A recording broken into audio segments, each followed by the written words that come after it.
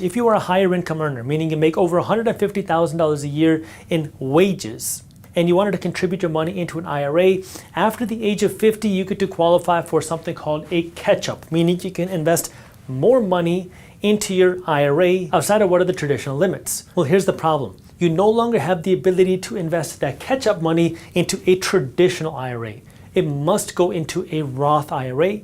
And there are some employers out there that only offer traditional IRAs, not Roth IRAs. So if you were contributing this catch-up money into a traditional IRA, you can no longer do that if you are a high-income earner. It must go into a Roth IRA, and you should confirm if your company has a Roth IRA option. Then change number 8 is the super catch-up rule that was recently passed. And what this says is that if you are the ages of 60, 61, 62, 63, you have the ability to do what's called a super catch-up, which is additional contributions into your 401k. So your 401k in 2026 has a limit of $24,500 that you can contribute into your 401k.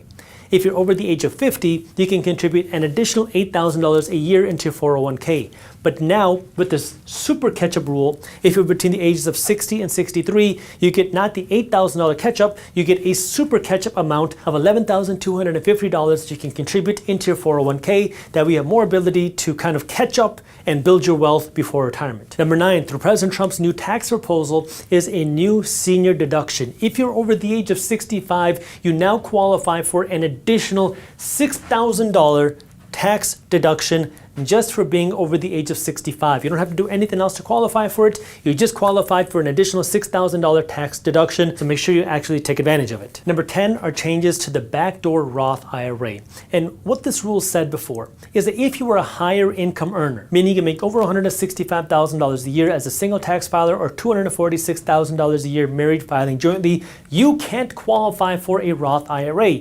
Instead, there was this thing called a Backdoor IRA, which meant you could contribute money to a traditional IRA, which is just a different tax plan, and then immediately after you put it into a traditional IRA, you can convert it to a Roth IRA.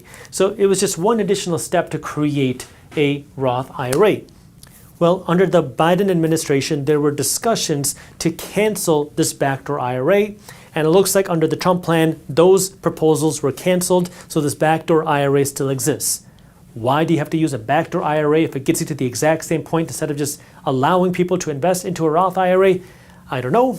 I'm not a politician. I'm here just to help you be better with money. Number 11 is a Roth IRA rollover from a college 529 savings plan.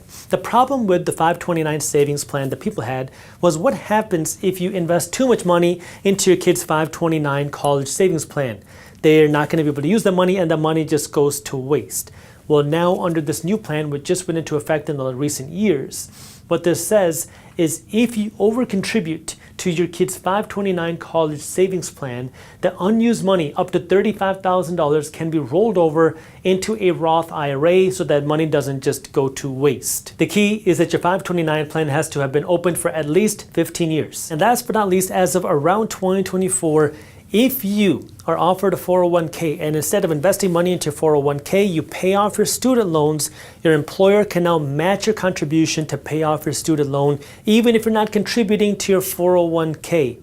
This is a way for people to pay off the student loans even faster. That way you don't miss out on the match that your employer might be paying for you to invest your money into your 401k. Now that you understand some of the biggest changes made to American retirement in the last couple of years, there's a couple common denominators here. Number 1 is that all of these, or most of these, are enticing people to put more money into the stock market. The second thing is there's a lot of money that's going into the stock market that doesn't even exist. For example, the Trump IRA, the federal savings match, include the federal government investing money into your retirement accounts, which is going into the stock market.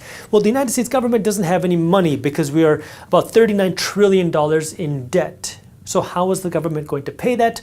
Well, either we're going to borrow more money or more money has to be printed. What does that mean? Well, in short, this is a way to keep markets boosted because the price of any asset, whether it's a stock, whether it's a house, whether it's a gold, whether it's this marker, depends on supply and demand. When you have more buyers than sellers, the price of this asset goes up.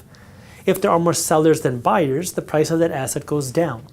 Well, if there are more people investing their money into the stock market because more people have access to a Trump IRA, because the government is funding people's retirement accounts, because now more people are investing their money into the 401k, because more money is going into these investment options, well, that means more money is going to be going into the stock market. Number one, that's great for the money managers because that means they get more fees every single year, which could be an investment opportunity if you're investing into those money managers that are going to make more money. But that also means you have to understand from the point of an investor, this has the ability to make investors wealthier because if more money is going into the stock market, the investors that own those stocks now become wealthier as more money goes in.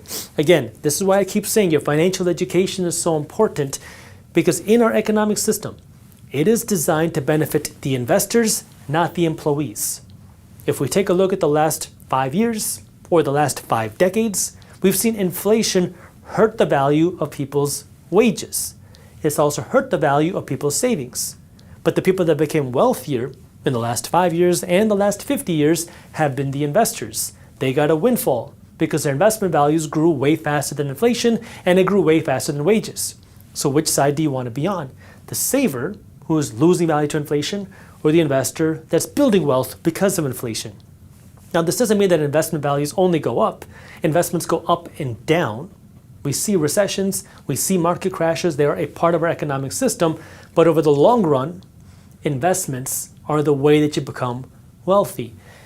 And now, through these huge changes in our retirement, again, some of the biggest changes we've seen in about 50 years, this is going to push more money into the stock market. In 1978, when the 401k was passed, what did that do? That all of a sudden made it much more accessible for the average person to put their money into the stock market. But not just that, it tied your money into the stock market because you can't just leave your 401k. It's tied up until you retire. Well, when your IRA and your 401k is tying up your money in the stock market, that means more buyers, more dollars in the stock market, more money for the money managers. That was a way to prop up the stock market.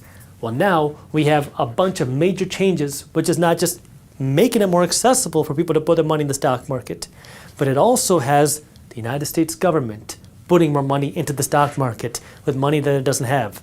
What does that do? It continues to inflate the markets over the long run. Again, it doesn't mean we're not going to see market crashes. In fact, it probably means we're going to see more volatile market crashes because more money has to be printed, more volatile ups and downs, but over the long run, it's going to make the investors wealthier. If you enjoyed this clip and you want to continue your financial education journey, I have another video that I think you'll love. All you got to do is click that button right over there. And for those of you who want to stay up to date on the top finance and business news, you can join Market Briefs, my free financial newsletter, by clicking that button below. Thank you for watching, and I'll see you in the next one.